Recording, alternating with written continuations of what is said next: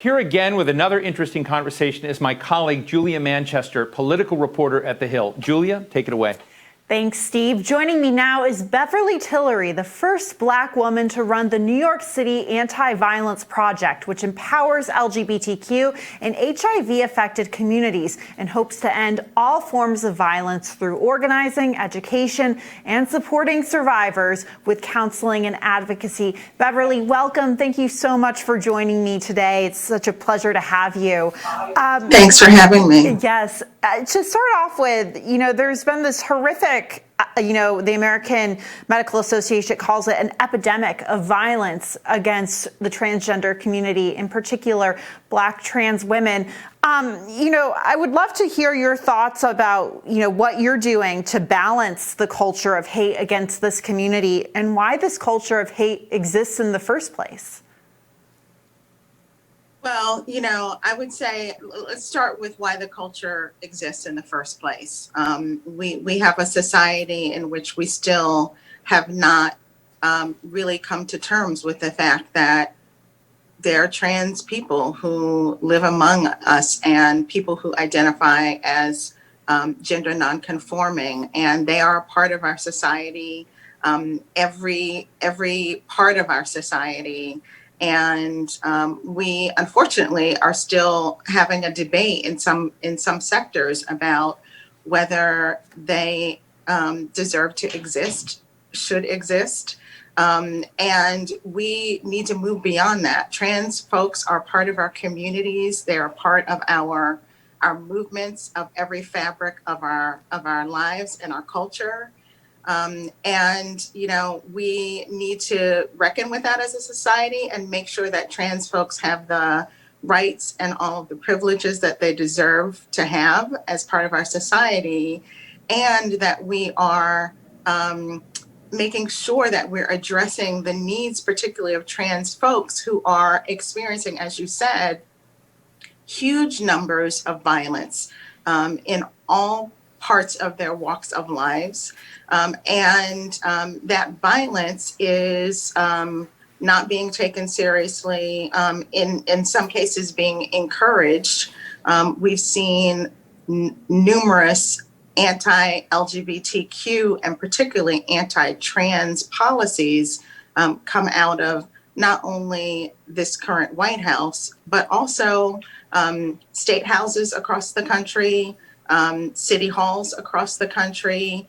There has been an intentional backlash against the trans and gender nonconforming community, and the policies and attempts at creating policies to strip away their rights and ability, frankly, to live freely and openly in our society is what is contributing to the climate of violence and really creating an unsafe world that trans folks are living in right now in our country.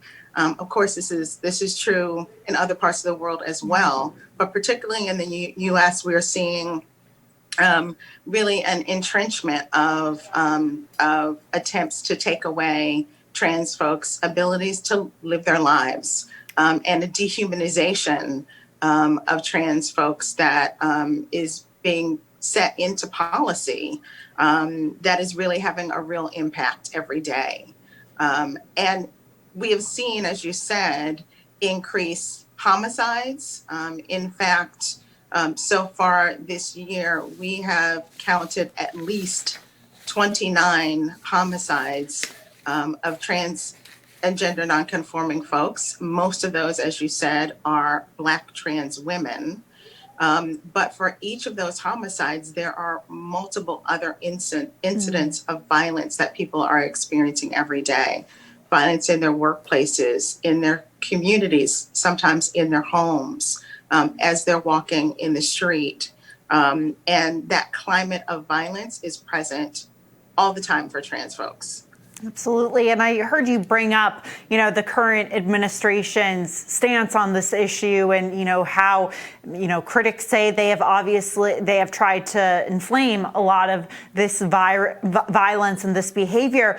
But, a couple weeks ago, I talked with Sarah McBride, a Democratic candidate for state legislature in Delaware, and she was talking about the importance of state legislatures in this matter, as well as a number of different matters. And I wanted to hear from you, what progress, if any, has been made at the state level, from governors to state houses to state legislatures? I mean, there is some progress. I mean, I think also culturally there's progress in our country and in our communities, and it really varies from state to state. So, we've seen both progress in some areas and we've seen backlash and regression in other areas. A few years ago, there was a particular attempt to target trans folks' ability to access bathrooms that they needed to access, public restrooms. And we saw those laws and attempts at instituting those laws creeping around the country in various states. So I would say that it's a mix. While there is some progress in some areas and in some communities, it is not enough and it is not widespread enough. Unfortunately, we're just not seeing enough of it. Right. And on that note, I know that fighting racism is your passion at multiple levels. But, we've seen the social justice movement really take hold of the country, and we've seen protests and nationwide conversations about this issue. Do you think we're on the cusp of real change right now, or is a lot of the conversations we've seen having in a number of different sectors, is that performative? I think it remains to be seen. I am ultimately an optimist, and I do hope that that this moment will result in us pushing even further than we pushed before. But I think it remains to be seen whether we can take the action in the streets that we've seen and really turn that into long-lasting change across the country. And as I said, with issues of LGBTQ rights, we are also seeing a backlash around addressing racism in this country. And there is, as we all know, a growing number of white supremacist groups who are more mobilized, more vocal, more visible, who are emboldened right now.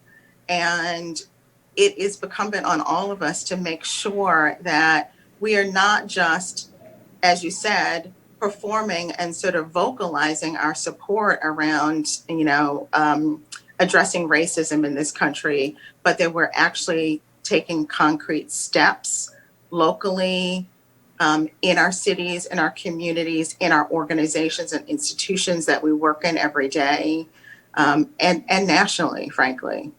Absolutely. Well, Beverly, I wish we had more time to have this conversation. It's a conversation I think we should all continue to be having. Thank you so much for your time today.